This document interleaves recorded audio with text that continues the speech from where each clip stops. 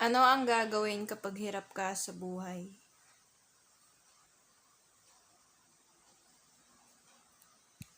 Number 1 is to pray. Manalangin palagi, always.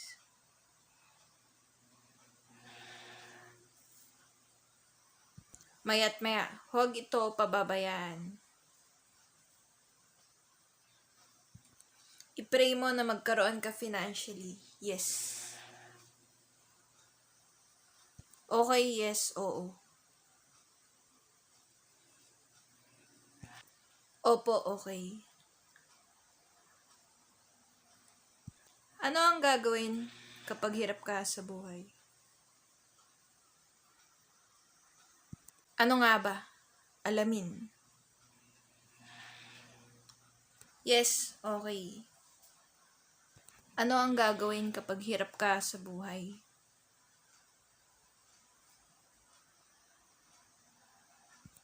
Sideline, work, business.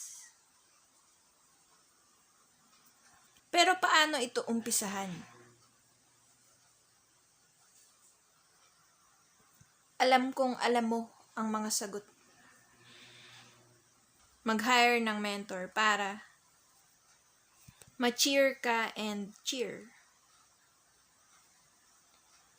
To think positively. Saan kukuha ng pera at budget?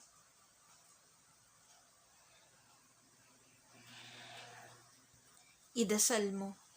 Mag-donate ka sa church. Para may mabuting ganti sa'yo. Yes, okay, totoo.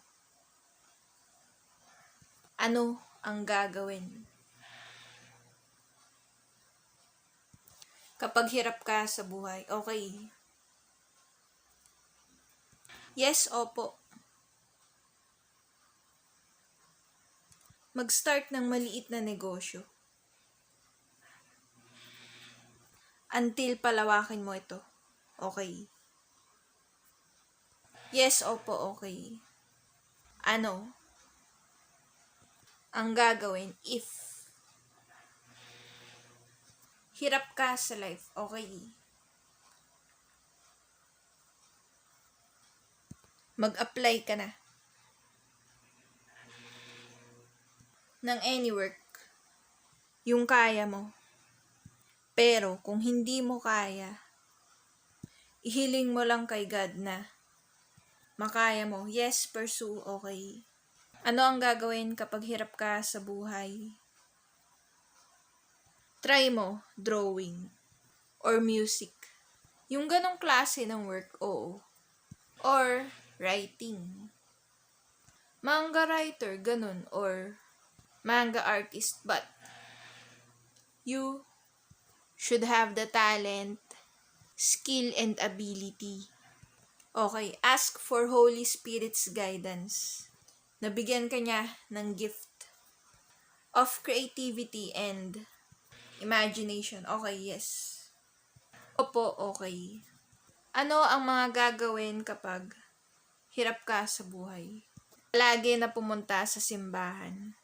Magsinde ng kandila at mag-wish. Okay. Yes, opo, okay, opo. Ano ang gagawin kapag hirap ka sa buhay? Maging matalino ka about life. Isipin ang mga sagot. Okay. Ano ang gagawin kapag hirap ka sa buhay? Life goes on. Dumaan ka man sa failures ng buhay. Alalahanin mo. Darating ka din sa point ng success. Always remember that. Okay, oo, totoo. Opo, good. Speak up, dear. Like, comment, subscribe. Okay, peace out. Remember God always. Okay, God bless po.